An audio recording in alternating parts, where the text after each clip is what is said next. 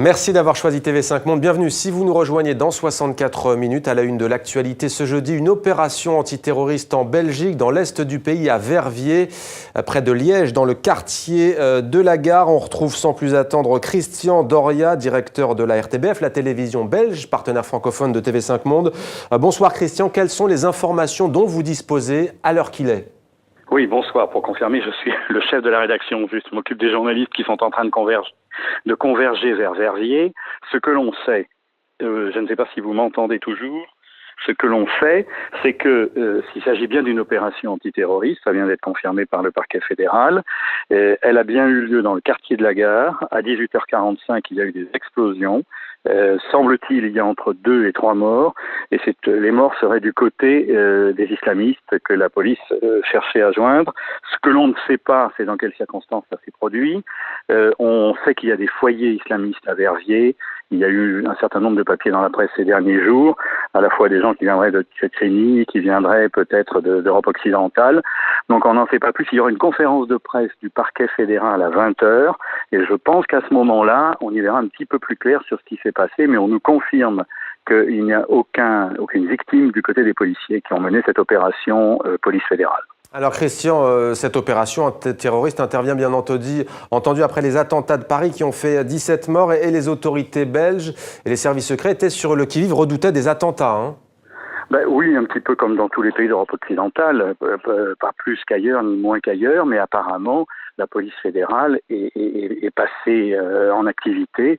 Je vous dis, on pense qu'il s'agit d'une opération qui a été menée en fin d'après-midi. Ce qui est sûr, c'est que les habitants, on a eu un témoin à l'instant, les journalistes de la RTBF ont eu un témoin qui confirmait qu'il y a eu à la fois une explosion, puis des ambulances, mais on n'en sait pas plus pour le moment.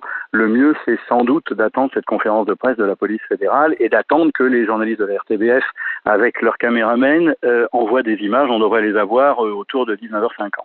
Christian Doriac, directeur de la rédaction donc de la RTBF, télévision belge, partenaire de TV5 Monde. Merci Christian pour ces précisions. On reviendra bien entendu sur cette opération antiterroriste dans nos prochaines éditions. Nous sommes ensemble depuis un peu plus d'une heure. Voici l'essentiel de 64 minutes préparé par Pascal Bourgault et Frédéric Rassinou. Une cérémonie en mémoire de T-News était organisée à la mairie de Montreuil, près de Paris. C'est là qu'il résidait. Des centaines d'anonymes, d'amis, de lecteurs, de parents et de nombreux dessinateurs sont venus. Quoi de choquant? Pour moi, ce n'est pas choquant. Je suis Charlie. Ouk, moi aussi, je suis Charlie. C'est une provocation.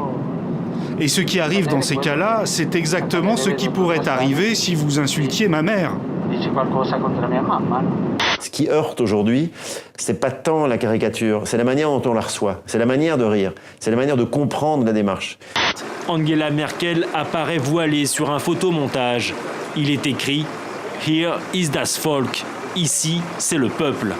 Selon des études menées par plusieurs universités, 90% des sympathisants de Pegida appartiennent à la classe moyenne et sont bien éduqués, loin de l'image néo-nazie. Il y a aussi une autre population qui, elle, dit « je ne suis pas Charlie, je ne ferai pas cette minute de silence, j'ai la haine de la France, elle existe ». Les gens qui suivent Dieudonné, ou d'autres comme Jean-Marie Le Pen, qui n'est pas sa fille, et qui lui dit « je suis Charlie Martel ». Enfin, il y a aussi cette France-là. Donc il ne faut pas oublier qu'il y a quelque chose de beaucoup moins homogène que ce que les médias nous présentent aujourd'hui. C'est la culture que les terroristes voulaient atteindre. La culture parce qu'elle est insolente, parce qu'elle est irrespectueuse, parce qu'elle est libre, parce qu'elle est humaine. Tout le contraire de l'obscurantisme, du fondamentalisme, du fanatisme. Ces familles ont quitté tout ce qu'elles avaient pour échapper au massacre de Boko Haram. Selon les sources, le bilan oscille entre 150 et 2000 victimes. Une femme aurait été abattue alors qu'elle était en train d'accoucher. La file d'attente s'étend à perte de vue. À l'angle de la rue, on distingue à peine le supermarché. Au Venezuela, faire ses courses relève du parcours du combattant. Elle était seule dans la maison, c'était fin août, début juillet. Avant de refermer ce journal, je vous en rappelle la principale information. Une opération antiterroriste en cours près de Liège à Verviers dans le quartier de la Gare.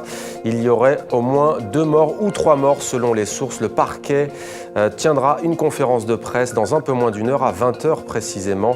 Voilà ce que l'on pouvait dire. Plus d'informations dans nos prochaines éditions. Merci d'être fidèle à 64 minutes. À lundi sur TV5 Monde.